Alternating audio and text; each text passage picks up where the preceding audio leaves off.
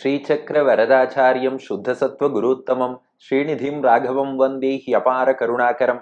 கவசம் கனெக்ட் நேயர்களுக்கு நமஸ்காரம்.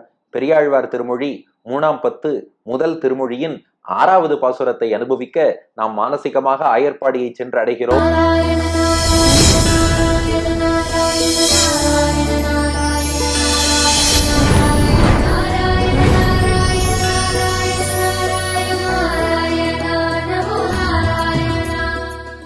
பெரியாழ்வார் யசோதை குட்டி கண்ணன்ட்ட சொல்றா, நான் காதால கேட்டது மட்டும் இல்ல, உன் விஷமத்தெல்லாம் கண்ணாலையும் பார்த்திருக்கேன்னா.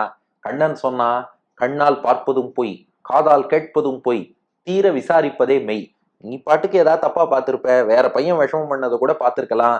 ஊர்ல புகார் சொல்றவா 1000 சொல்லுவா.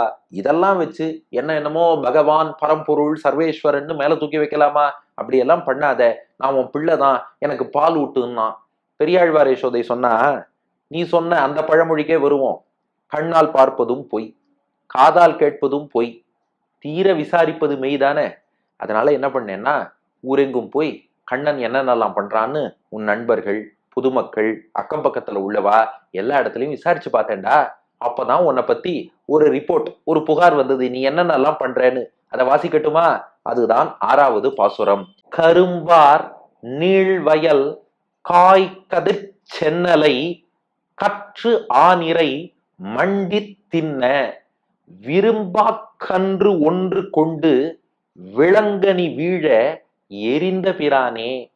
சுரும்பார் மென்குழல் கன்னி ஒருத்திக்கு சூழ்வலை வைத்து திரியும் அரம்பா, உன்னை அறிந்து கொண்டேன், உனக்கு அஞ்சுவன் அம்மம் தரவே. கரும்பார் நீள்வயல் காய்கதிர் சென்னலை கற்றானிரை மண்டி தின்ன விரும்பா கன்றொன்று கொண்டு விளங்கனி வீழ எரிந்த பிரானே. சுரும்பார் மென்குழல் கன்னி ஒருத்திக்கு சூழ்வலை வைத்து திரியும் அரம்பா, உன்னை அறிந்து கொண்டேன், உனக்கு அஞ்சுவன் அம்மம் தரவே. கிருஷ்ணா, நீ என்ன பண்ண தெரியுமா? கரும்பார் நீள்வயல் காய்கதிர் சென்னலை, உன் மாடு கண்ணுக்குட்டி எல்லாத்தையும் மேய்ச்சிண்டு ஒரு வயலுக்கு போன. அந்த வயல்ல உள்ள சென்னல்லை எல்லாம் உன்னுடைய மாடுகளும் கன்றுக்குட்டிகளும் மேய ஆரம்பிச்சுது. ஏண்டா, மாடுன்னா மேய்ச்சல் நிலத்துல தானே மேயணும்.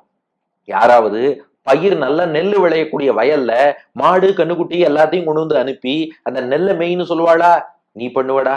ஏன்னா நீ எல்லாத்துலயுமே வித்தியாசமானவன். அதுவும் எப்பேற்பட்ட வயலாது? கரும்பு ஆர், ஆர்னா போலன்னு அர்த்தம். கரும்பு ஆர்னா கரும்பு போல. நமக்கு தெரியும் இல்லையா, நெற்கதிர்கள்னா எவ்வளவு உயரத்துக்கு வரும், கரும்பு எவ்வளவு உயரத்துக்கு வளரும்னு தெரியும் இல்லையா? கரும்பு ஆர்னா நெற்கதிர்களே கரும்பு உயரத்துக்கு வளர்ந்துருக்கான். இதெல்லாம் பார்த்தா இதெல்லாம் என்ன கரும்பு கழியா, கரும்பு கதிரா, நெற்கதிரான்னு பாக்குறவாளுக்கு சந்தேகம் வரும்படியாக அவ்வளவு ஒசரமாக ஓங்கு பெரும் சென்னல்னு ஆண்டாள் பாடியபடி கரும்பார் கரும்பு போல வளர்ந்துருக்கு. சரி, ஏதாவது கொஞ்ச தூரத்துக்கு தானா? இல்ல, நீள் வயல். அந்த வயலே விசாலமான நீண்ட வயலாம். வயல் முழுக்க பார்த்தா, தூரக்கேந்து பார்த்தா, என்னப்பா எல்லாம் கரும்பு கழியா அப்படின்னு சொல்றாப்புல இருக்கு. கிட்டக்க போய் பார்த்தா கரும்பு கழி இல்ல, எல்லாம் நெற்கதிர்களாம். கரும்பார் நீள் வயல், கரும்பு போல் நீண்ட வயல் முழுக்க காய் கதிர். இந்த இடத்துல காய்னா பசுமையான அர்த்தம்.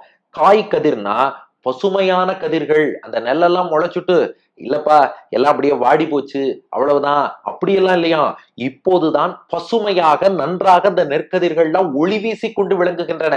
காய் கதிர் பசுமையான கதிர்களாக இருக்கே ஒழிய இல்ல அறுவடையே பண்ணாம விட்டு அதெல்லாம் காஞ்சு போய் வாடி போய் அப்படியெல்லாம் இல்ல. அப்போ உயரமாவும் இருக்கு, விசாலமான வயல் நெடுகவும் இருக்கு. காய் கதிர் நல்ல பசுமையான கதிரோடு பச்சை பசேல்னு இருக்கு. வயல் என்று சொன்னாலே அந்த பசுமைதான சிறப்பு. காய் கதிர் பசுமையான கதிராவும் இருக்கு. செந்நெலை, அதுவும் இல்ல, நெல்லுன்னா சாதாரண நெல்லுன்னு அர்த்தம். செந்நெல்னா செம்மையான சிறப்பான நெல்லுன்னு அர்த்தம். அதாவது தரத்திலும் சுவையிலும் ஊட்டச்சத்திலும் சிறப்பா இருக்கு. அப்ப எத்தனை அடைமொழி பாருங்க. எல்லாம் எதுக்குன்னா, இப்படிப்பட்ட நெல்லை மனுஷன் சாப்பிடாம நீ மாட மேய விட்டுட்டியேன்னு கேக்குறாளாம். ஆக கரும்பளவுக்கு உயரமாவும் இருக்கு, விசாலமான வயல் முழுக்க இருக்கு, பசுமையாகவும் இருக்கு, செம்மையான நெல்லா இருக்கு. அந்த நெல்லை கற்று ஆனிரை, கற்றுனா கன்றுக்குட்டின்னு அர்த்தம். இதற்கு வலித்தல் விகாரம்னு பேரு. மெல்லினம் வல்லினமாக மாறினால் வலித்தல் விகாரம். கன்றுல உள்ள இன்னுங்கிற மெல்லினம் பெரிய இருங்கிற வல்லினமா மாறிடுதோ இல்லையோ.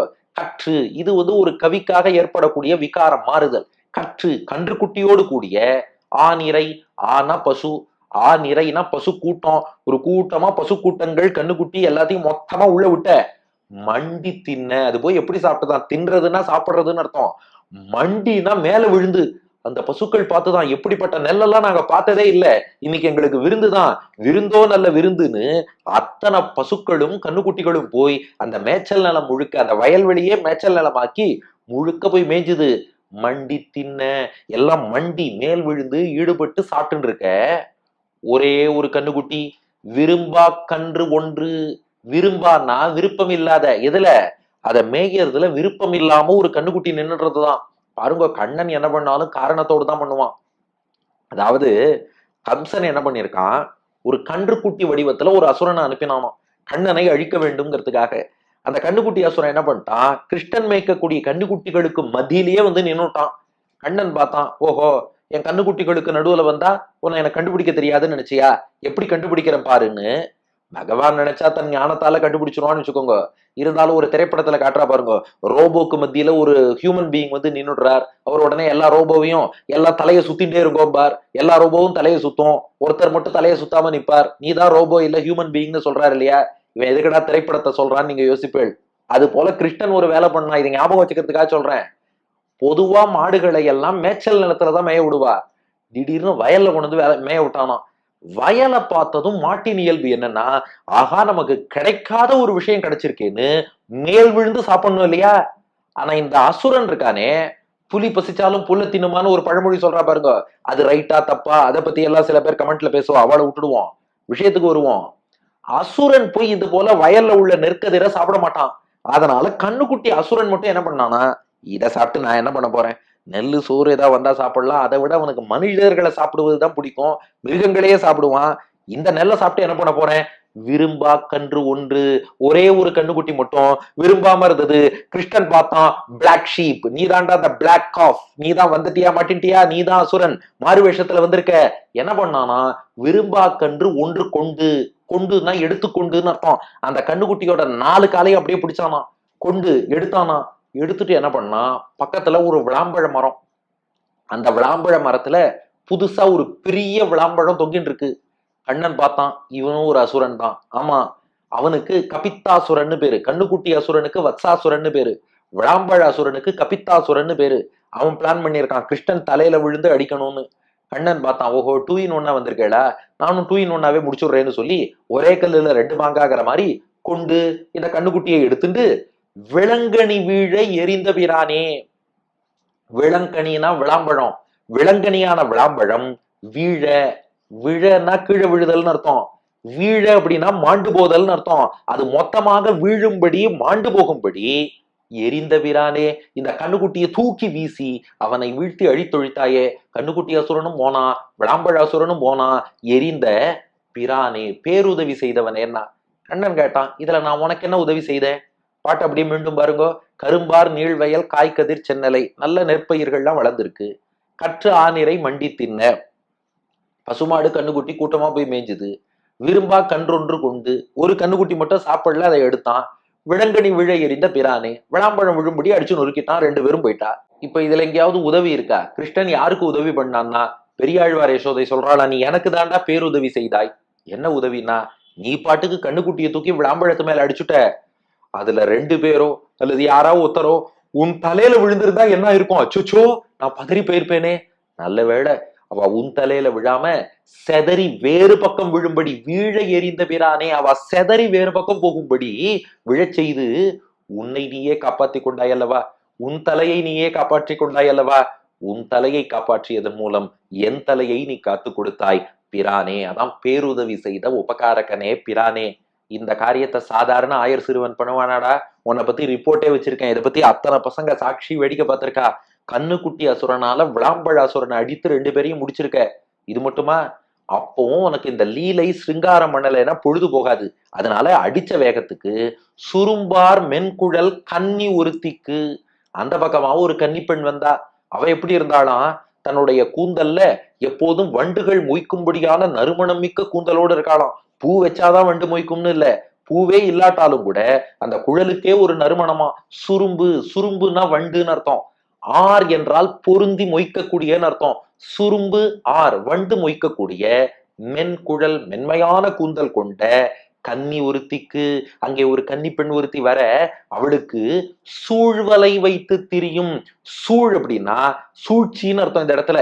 அதாவது நயவஞ்சகமாக எப்படியாவது அவளை நம்ம கட்டுப்பாட்டுக்கு கொண்டு வரணுங்கிறதுக்காக சூழ், அவளை அகப்படுத்திக் கொள்வதற்காக.